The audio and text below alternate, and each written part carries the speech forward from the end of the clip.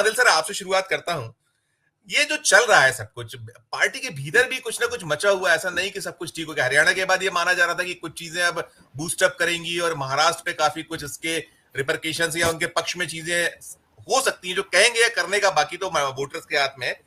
लेकिन ये मुख्यमंत्रीगण जो कर रहे हैं या बीजेपी में भीतर जो सब कुछ चल रहा है, ये कितना नुकसानदायक है, कितनी इससे मुश्किलें बढ़नी है, क्या इसका फायदा हुई है जो खासकर आज किया गया यूपी में जो कुछ हुआ?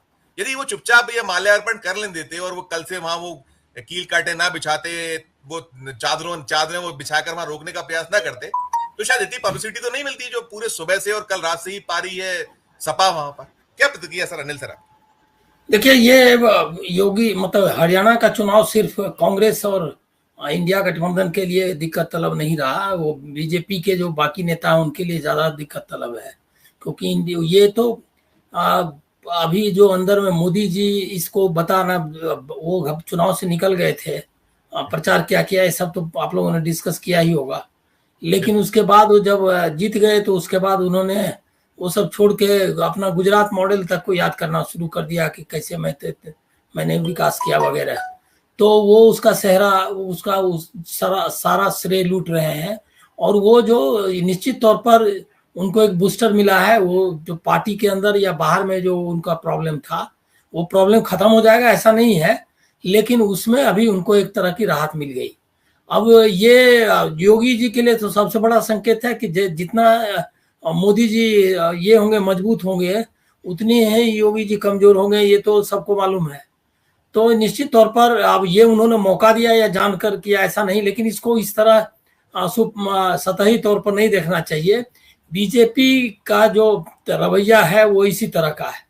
अब चुनाव आयोग ने जो जवाब दिया है उसका भी ध्यान रखिए कि चुनाव आयोग ने गालियां दी है कांग्रेस को, जो कि वो भी पहली बार में हमने सुना कि इंस्टीट्यूशंस जो है, जो स्टैट्यूटरी इंस्टीट्यूशंस है, और कुछ ही स्टेटमेंट पर रिएक्ट करे। जयराम रमेश के स्टेटमेंट पर उन्होंने अपना जो चिट्ठी लिखी है खड़गे को, जो उन्होंने कहा था कि हमको मिलने आना है, तो उसमें पहला स्टार्ट ही इसी से करते हैं कि जयराम रमेश ने जो चिट्ठी लिखी है वो किस तरह अनडेमोक्रेटिक है, आपका ये स्टेटमेंट की है अनएक्सेप्टेबल है। और उन्होंने ये भी कहा कि आप ये जो है फ्रीडम ऑफ स्पीच के भी खिलाफ का जो मिला हुआ अधिकार उसके भी खिलाफ है। अब बताइए, ये उपदेश दे रहा है इंस्टीट्यूशन, एक स्टैट्यूटरी इंस्टीट्यूशन जो कि संसद या राष्ट्रपति के द्वारा बहाल होता है, और कांग्रेस एक स्टेक होल्डर है। डेमोक्रेसी में स्टेक होल्डर नहीं, वो सर्वेंट है, वो डेमोक्रेसी का सर्वेंट है। पार्लियामेंट्री डेमोक्रेसी में इंस्टीट्यूशंस जो है वो सर्वेंट है लेजिस्लेचर के, और वो जो है वो उपदेश दे रहा है जो स्टेक होल्डर है। स्टेक होल्डर कौन है? Political parties and voters. उसको जवाब देने के बदले उसको उपदेश दे रहा है, उपदेश नहीं दे रहा, गालियां दे रहा है। तो ये रवैया है उनका लोकतंत्र के बारे में। अब ये उन्होंने रोका है, ये अंदरूनी क्या वजह रही होगी, लेकिन जो तरीका है बुलडोजर पॉलिटिक्स की और जो जिस तरह से तानाशाही का रवैया उसी का हिस्सा है। वो दूसरे तरीके से भी अखिलेश को मौका दे सकते थे, लेकिन उन्होंने वो योगी नहीं, वो जानते हैं। योगी जी मतलब फेक एनकाउंटर्स और बुलडोजर के प्रतीक है। तो वो जो है उसी तरीके का काम किया यहाँ पर कि बैरिकेड लगा दिया। वो लीडर ऑफ अपोजिशन रह चुके हैं, यहाँ देश की जो सबसे लार्जेस्ट पार्लियामेंट्री पार्टी है उसके लीडर हैं। उन अगर वो कहीं जाना भी चाहते थे तो उस पर किस तरीके से जाना नहीं जाना है इस पर बात हो सकती थी, लेकिन या बताते कि भाई ये हमारी दिक्कत है।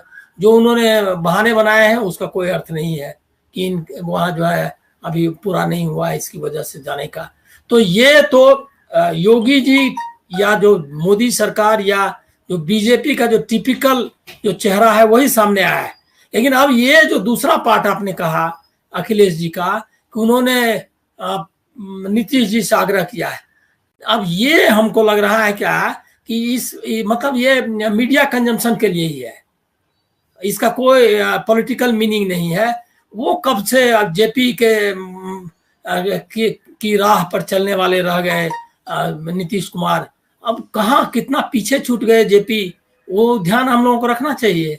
वो ध्यान अखिलेश जी को नहीं है, क्योंकि वो जो है नीतीश कुमार 20 साल से बीजेपी को वहां सत्ता में बनाए हुए हैं, जो कि सेकुलरिज्म की धज्जियां उड़ा रहा है, कॉम्युनल नैरेटिव चला रहा है, देश को पोलराइज कर रहा है, बांट रहा है, उसके वो एक सिपा सालार के रूप में काम कर रहे हैं। बीच में इधर उधर गए, लेकिन वो गए क्या गए, अब उसको भी अब खतर समझना चाहिए कि ये सब समझ रहा है क्या कि सत्ता के बचाने के लिए गए। तो इसीलिए एक अवसरवादी, एक बीजेपी समर्थक, आरएसएस को टिकाने वाले राजनेता से वो कह रहे हैं क्या कि वो छोड़ के चले आए। तो ये हमको लग रहा है कि अखिलेश जी की मतलब भावना हो, भले ही जो भी हो, लेकिन इसका कोई पॉलिटिकल मीनिंग नहीं है और ऐसे आग्रह नहीं करने चाहिए उनको, कम से कम इनके। अब इसके बाद जो वहां रिजल्ट हुआ है वो आप देखिए, सम्राट चौधरी ने कहा कि कौन सपनों को साकार कर रहा है मतलब जेपी के, वो मोदी जी और नीतीश कुमार। और नीतीश कुमार सब जगह माल्यार्पण करके आया, उन्होंने कोई रिएक्शन नहीं दिया है इसके ऑफर पे। ये ऑफर इससे नीतीश को फायदा जरूर होगा। नीतीश जी को फायदा ये होगा कि भीतर में वो दबाव बनाने में, एनडीए में कुछ अगर झटकने का होगा तो उसका वो फायदा ले लेंगे। लेकिन इसका कोई इंडिया गठबंधन को, या जो ब्रॉडर नैरेटिव है लोकतंत्र की, इसका कोई फायदा होने वाला नहीं है। अच्छा, दूसरा है क्या कि जेपी किस चीज के प्रतीक थे?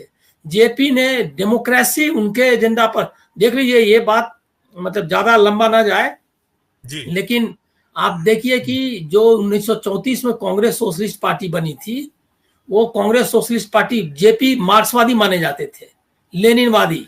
उन्होंने किताब भी लिखी, समाजवाद क्यों, वाई सोशलिज्म, जिसको पढ़ के नंबूद्रीपाद सोशलिस्ट बने, मतलब कम्युनिस्ट बने। तो इतने दूर मतलब मार्क्सवादी थे, उनका गांधी जी से भी मतभेद था। लेकिन एक मामले पर गांधी, जेपी, नेहरू, कांग्रेस सब ये थे कि जो शासन होगा वो लोकतांत्रिक होगा, मतलब हम कोई तानाशाही वाला शासन का समर्थन नहीं करेंगे। ये पहले से भी, मतलब कांग्रेस सोशलिस्ट पार्टी जब थी कांग्रेस के अंदर, तब भी मार्क्सिस्ट लोग उसमें थे, उसके बाद भी डेमोक्रेसी के नाम पर कोई कंप्रोमाइज नहीं। जेपी का बाद में भी डेमोक्रेसी को लेकर के उनका विशेष आग्रह था, और इंदिरा गांधी के खिलाफ भी लोकतंत्र बहाली का आंदोलन किया था उन्होंने। ये वहां कोई ये आंदोलन नहीं हुआ था कि इंदिरा गांधी को हटाने के लिए आंदोलन किया जा रहा है, था कि लोकतंत्र को वापस लाना है, दूसरी आजादी का नाम दिया था उन्होंने। और उसमें कई चीजें हैं, जिसमें कि चुनाव आयोग का सुधार, एक इम्पोर्टेंट उसमें था कि पैसा, क्राइम तंत्र का इस्तेमाल ना हो चुनाव में, ये एक एजेंडा था 74 आंदोलन में भी। अब बाद में तो उनके लोग जो थे, सीएफडी उन्होंने बनाई थी, सिटीजन्स फॉर डेमोक्रेसी, जिसके वीएम तारकुंडे उन्होंने संचालन किया। उसके पैट्रन थे जेपी और अध्यक्ष थे, मतलब सभा ये थे वीएम तारकुंडे। तो ये आंदोलन चला। अब उसकी क्या हालत हो गई है? अगर ये अच्छा किया, मुझको लग रहा है अखिलेश ने, कि उन्होंने जो ये जेपी के बारे में बहस चला दी, उससे कम से कम दो चीजों पर बहस होगी। एक तो ये है कि लोकतंत्र, और दूसरा चुनाव सुधार, और तीसरा भी होगा कि समाजवाद के बारे में भी एक नई बहस हो सकती है, इस उनका सपना क्या था भारत का के बारे में जेपी का। तो ये एक बहस चलाई है, एक आइडियोलॉजिकल इंटरवेंशन है, विचारधारा का इंटरवेंशन है। बाकी इसका जो पॉलिटिकल पार्ट आप देख रहे हैं, उससे मैं कोई इत्तेफाक नहीं रखता। कोई मतलब, एक तो जरूरत भी नहीं है नीतीश कुमार जैसे लोगों को बुला करके फिर से नेतृत्व सौंपने का, इसका कोई अर्थ नहीं है। उनको अखिलेश या इंडिया गठबंधन के लोगों को एकदम कंसंट्रेट करना चाहिए। आपके पास एक युवा नेता है राहुल गांधी, आप भी खुद युवा है, ऐसे ही लोगों को उभारिए, देश का नेतृत्व उनके हाथ में दीजिए। ऐसे चुके हुए और अवसरवादी लोगों को आह्वान करना, ये कोई बहुत राजनीतिक रूप से बेहतर है, ये मैं नहीं मानता।